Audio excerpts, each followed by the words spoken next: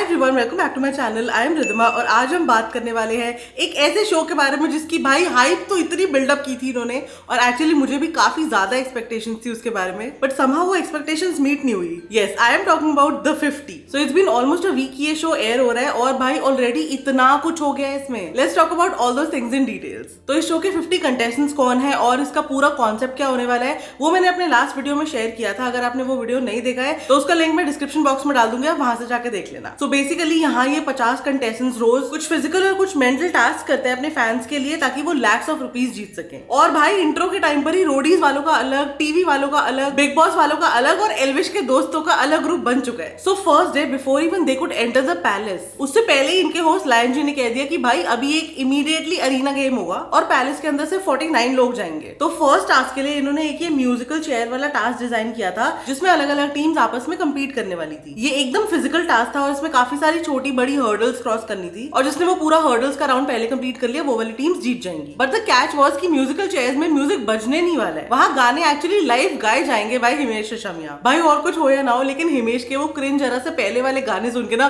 Vibe तो मस्त कर रहे थे सब। और इसी टास्क के दौरान हुई शो की सबसे पहली लड़ाई which was Karan Patel versus Siddharth Bharadwaj. देखो एपिसोड देखने के बाद मुझे तो 100% लगा कि गलती सिद्धार्थ की थी, बिकॉज उसने पहले टास्क में भागते भागते करण को पकड़ा था which he was not supposed to do. Karan की जगह कोई भी होता तो वैसे ही रिएक्ट करता। It was all very uncalled for. And यहाँ तो भाई टास्क में ही फ्रॉम द गेट गो लोग चीटिंग कर रहे हैं, एकदम शुरुआत से ऐसी कंपेटिटिव स्पिरिट लेके आए हैं जैसे पता नहीं क्या ही करेंगे। सो अपेरेंटली इस टास्क के बाद 10 लोग डेंजर जोन में थे और उनमें से किसी एक को वोट आउट करने वाले थे 5 विनिंग टीम्स के captain. So Prince Krishna Shroff, Karan Patel, Faizu and Shiv को डिसाइड करना था कि आज इस शो से कौन एलिमिनेट होगा और यूनानिमसली सबने वंशज का नाम लिया। And to be honest I was shocked कि भाई इसने तो सही परफॉर्म किया था, ये तो हेल्प कर रहा था दूसरों की। इसके अलावा कितने सारे ऐसे लोग थे जिन्होंने बहुत ही गंदा परफॉर्म किया, उनका नाम क्यों नहीं लिया किसी ने। और उसके ऊपर से पता नहीं प्रिंस और करण के दिमाग में क्या ही आया कि उन्होंने बोला कि हमने ना परफॉर्मेंस के बेसिस पे नहीं, लीस्ट इंटरैक्शन के बेसिस पर डिसाइड किया है। और ऑनेस्टली उसके बाद जो बाकी सबका आउटबर्स्ट था ना वो मुझे काफी वैलिड लगा। भाई मतलब पहले ही दिन पे इनिशियल कुछ आवर्स में आप क्या ही इंटरैक्शन एक्सपेक्ट कर रहे हो। It was a very stupid move, he didn't deserve to go so soon. And Vanshaj being Vanshaj, भाई बाहर आके उसने अपनी स्टोरीज पे और इंटरव्यूज में इतनी बैंड बजाई है इन लोगों की, स्पेशली करण और प्रिंस की। ये पागल है करण अंकल, इसकी उम्र हो गई है, मोटी बुद्धि कहीं का, अकल नहीं है इसमें, you have made a lifetime hater. And Prince तो सिर्फ रोडीज वालों को फेवर करता है और ग्रुपिज्म करता है। Both of them are absolute clowns. And I was like भाई इतना भी सच नहीं बोलना था। ये लोग मेरे से सिर्फ उम्र में बड़े हैं, बाकी किसी भी चीज में नहीं। See in this case I am with Vanshaj, उसका फ्रस्ट्रेट होना बहुत ही वैलिड था। ऑल्दो एज शेमिंग करना भी जरूरी नहीं था क्योंकि इवेंचुअली आप भी उस एज में आओगे ही। बट वही है कि भाई हर बंदा अलग तरीके से रिएक्ट करता है, सबके कोपिंग मैकेनिज्म्स अलग होते हैं, तो किसी को क्या ही बोल सकते हैं। और भाई इंटरव्यूज में जाके भी इसने बहुत चीजें बोली है and most of them are facts. आपको जो इज्जत दे रहा है आप उसको इज्जत दो। इज्जत उम्र से खरीदी नहीं जाती, पैसे से खरीदी नहीं जाती, आपके प्रोफेशन से खरीदी नहीं जाती। और ये तो भाई इसने पहले ही बोला है कि अब मैं अगले 10 साल तक पीछा नहीं छोड़ूंगा and we can absolutely see that. अभी जब तक ये शो खत्म नहीं होएगा ना उसके बाद तक ये छोड़ने नहीं वाला है उनको। और अभी ये एलिमिनेशन वाला पूरा सीन खत्म भी नहीं हुआ था कि प्रिंस और मैक्सटन ने पकड़ लिया एक दूसरे को एल्विश के अगेंस्ट भड़ास निकालने के लिए। भाई बात वैसे सच भी है जो एल्विश ने एक्चुअली ट्वीट भी किया है। आई मीन जो बंदा शो में है भी नहीं उसके बारे में बातें क्यों करे जा रहे हैं ये लोग, पूरे टाइम भाई उसी की चुगलियां चलती रहती हैं। एट दिस पॉइंट हम ही पक गए हैं। सो इसके बाद वो फिटनेस बैंड वाला टास्क हुआ जिसमें 3 अलग अलग टीम्स डिवाइड करके सबको कैलोरीज बर्न करनी थी और जिस भी टीम की टोटल कैलोरी सबसे ज्यादा होंगी वो टीम जीतेगी। ऑनेस्टली ये वाला टास्क फिर भी थोड़ा सा फन था बट बहुत लंबा लग रहा था यार मेरे को। सारे टास्क इनके ऐसे ही लगते हैं कि भाई चलते ही जा रहे हैं। बट आई अंडरस्टैंड कि ऑब्वियस है कि भाई टास्क करते हुए तो इनको सबको दिखाना पड़ेगा, इतने सारे 50 कंटेस्टेंट्स है तो कैमरा सबके ऊपर भी रखना पड़ेगा। बट वो काफी बोरिंग और काफी रेपिटेटिव हो जाता है, दैट्स आल्सो अ फैक्ट। और ये स्क्रीन टाइम भी कैसे डिवाइड कर रहे हैं मुझे एक्चुअली समझ नहीं आ रहा है क्योंकि अभी भी 20 से 25 लोग ऐसे हैं जो सिर्फ बैकग्राउंड में ही आपको दिखाई देंगे। उनमें से सबसे टॉप पर I will take young Sammy and Natalia's name. ये दोनों तो एकदम आउट ऑफ प्लेस लगते हैं यहाँ पर। इनके अलावा मोनालिसा नहीं दिखती, दिव्या अग्रवाल, जानवी, रचित, डीनो, आरुषि चावला, ये सब तो बिल्कुल ही नहीं दिखते भाई। इनफैक्ट हामिद की आवाज भी मैंने तीसरे एपिसोड में जाके सुनी थी। मतलब ये बिग बॉस ओटीटी और स्प्लिट्सविला के विनर्स हैं भाई, इनको भी स्क्रीन टाइम नहीं मिल रहा है, इतने लोग हैं। नाउ आई डोंट नो कि ये पर्पसली किया जा रहा है कि इन लोगों के ऊपर कम कैमरा रखा जाए या फिर ये लोग एक्चुअली कुछ नहीं कर रहे हैं क्योंकि पूरे टाइम कैमरा या तो बिग बॉस वालों के ऊपर है या तो सिर्फ लड़ाई करने वालों के ऊपर। एंड स्पीकिंग ऑफ लड़ाई, इसी एपिसोड में हुई थी द इनफेमस रजत और दिग्विजय वाली लड़ाई। और नॉर्मली ऐसा नहीं होता है लेकिन इस बार मेरे को थोड़ी सी गलती दिग्विजय की भी लगी यार कि रजत टास्क में अपनी टीम को मोटिवेट कर रहा है, वो लोग हूट कर रहे हैं, एंजॉय कर रहे हैं, चिल्ला रहे हैं और साइड में बैठ के आप कमेंट मारोगे कि ये तो पागलों की टीम है, तो कोई क्यों सुनेगा ना, क्या जरूरत है आपको ये बोलने की। और वो रजत है भी नहीं ऐसा कि वो इग्नोर कर दे, फिर भी उसने 1-2 बार आराम से बोला कि भाई ये पागल वागल मत बोल, अच्छा नहीं लगता। क्या हो गया पागल बोल गया, बहुत कोई गाली दे दी। बट इनका मुझे एक्चुअली समझ नहीं आता कि किस लेवल का ईगो क्लैश होता है कि इनकी हर आर्ग्यूमेंट एक फिजिकल फाइट में बदल जाती है। सेम वही बिग बॉस में शुरू हुआ था और यहाँ पर भी वो चले ही जा रहा है। वैसे सोचो how creepy would that be कि ये लोग ये सब बाहर से डिसाइड करके आए होंगे, बट फिर भी we can not and should not justify Rajat का हाथ उठाना। You know it's really wrong. वो बंदा इंट्रो में ही बोल के आया था कि भाई मेरा ना रियल लाइफ में भी मन करता है कि मैं लोगों को मारूं, लेकिन लॉ एंड ऑर्डर है बाहर, इसलिए मैं करता नहीं हूँ ये सब। I believe there is something really wrong with this guy's temperament. लोग तो करते ही है भाई एक दूसरे को इरिटेट लाइफ में, अब उसका मतलब ये थोड़ा ना आप सबको मारने ही लग जाओगे। नहीं उठा सकते भाई आप हाथ, वायलेंस इलीगल है हमारी कंट्री में, कब सीखोगे? बाकी सब लोग तो तमाशा देख रहे थे, but I am still very glad कि श्रुतिका और चाहत ने एटलीस्ट दिग्विजय का स्टैंड लिया और बोला कि नहीं मार सकते यार तुम ऐसे किसी को। और ये बीच में श्वेत आके क्यों कूल बन रहा था ये तो मुझे अभी तक समझ नहीं आया। अभी ये खत्म हुआ नहीं था कि उधर निकी और आर्या जादव का शुरू हो गया। इनकी भी सेम बिग बॉस वाली फाइट है जो यहाँ चलती ही जा रही है, मतलब सेम पैटर्न पे काम कर रहे हैं सारे। एट दिस पॉइंट सबको पता है कि अपने ऊपर कैमरा कैसे रखना है कॉन्स्टेंटली, सब अपनी पुरानी वाली लड़ाइयों को ही मिल्क कर रहे हैं अभी तक तो। एंड स्पेशली निकी को तो बहुत ही अच्छे से आता है सामने वाले को इरिटेट करना और उससे रिएक्शन निकलवाना। और उसने तो खुले में बोला कि दैट्स व्हाट शी वांट्स कि भाई आर्या दोबारा इसको मारे और निकले यहाँ से, उसका कंपटीशन कम होएगा एटलीस्ट। भाई कितनी चालाक है निकी यार, You very चालाक ब्रो। और आयरनी देखो कि इनकी लड़ाई देख के मैक्स टर्न बोल रहे कि लड़कियों की लड़ाई देख के ना मजा नहीं आता, हाथ वाथ नहीं चलाती, सिर्फ बातें करती रहती हैं। एंड आई वाज लाइक भाई चाहता क्या है तू, तुझे सपोर्ट करे या ना करे। और हाँ स्पेशल मेंशन टू चाहत, उसका वो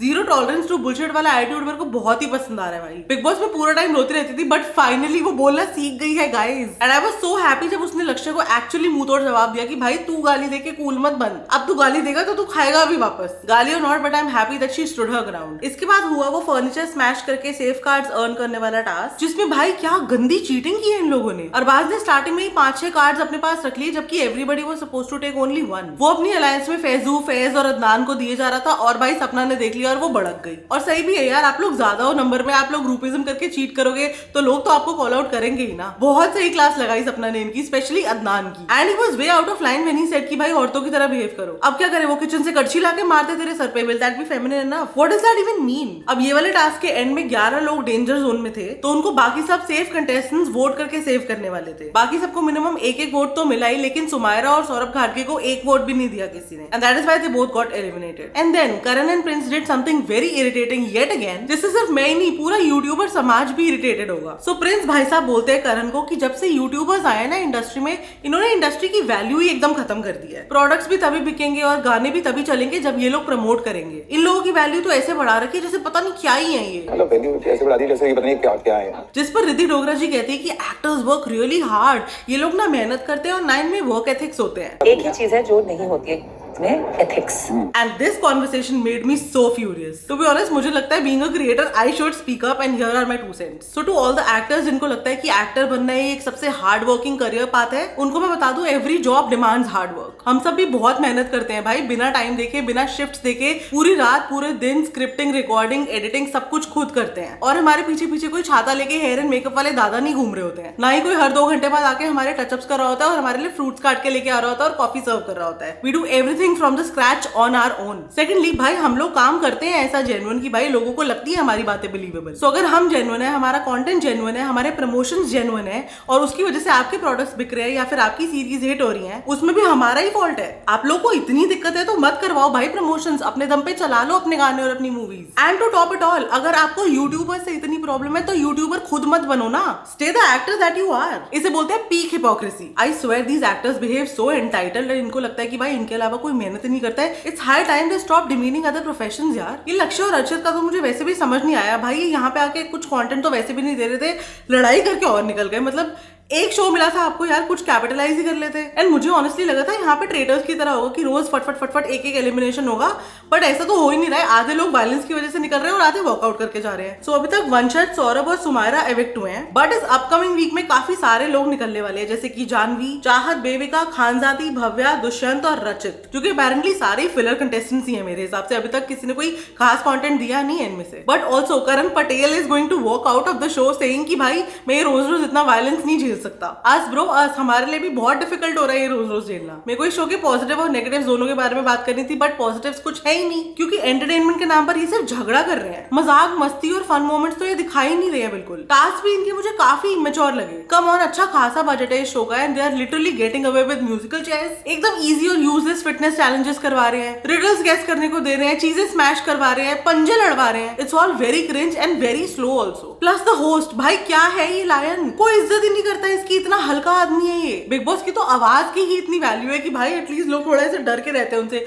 यहाँ इसके मुंह पे लड़ जाते हैं लोग इससे। सो ओवरऑल मैं तो यही कहूंगी कि भाई रोज रोज के ये 1 घंटे के एपिसोड है जो मेरे लिए देखना बहुत अनबेरेबल हो रहा है, क्योंकि all they are doing is लड़ाई and violence and this and that and पूरा टाइम चैचे चैचे चैचे चैचे, कुछ मतलब मजा ही नहीं आ रहा है। मुझे लग रहा था ये शो शायद बिग बॉस को रिप्लेस कर पाए, बट वहां पर एक एपिसोड में 1 लड़ाई होती है, यहाँ एक एपिसोड में 5 लड़ाइयां होती है और सर खप जाता है आपका। एंटरटेनमेंट से ज्यादा तो फ्यूरियस कर दिया इसने अपनी ऑडियंस को, सच में सर घूम गया है भाई मेरा ये रोज देख देख के, मेरे से देखा नहीं जा रहा। और सो मैं तो काफी ज्यादा डिसअपॉइंट हुई यार इस शो से, इतनी हाइप बिल्डअप कर रखी थी but it's absolutely not worth it. तो अभी जितना देख लिया भाई, मुझे नहीं लगता मैं और झेल पाऊंगी इस शो को, लेकिन अगर बाय चांस आप चाहते हो कि मैं और शिवम इसका चुगली सेशन करें तो हम देख लेंगे थोड़े बहुत और एपिसोड्स, बट अभी के लिए मैं देना चाहूंगी इस शो को 1 on 5 स्टार्स। आप मुझे कमेंट करके बताओ कि आपके अकॉर्डिंग इस शो को कितने स्टार्स मिलने चाहिए। And this was it for today. अगर आपको आज का वीडियो पसंद आया हो please like share comment and subscribe to my channel. Instagram पे मुझे फॉलो कर लो और जल्दी से मिलो मुझे अगले वीडियो में। बाय।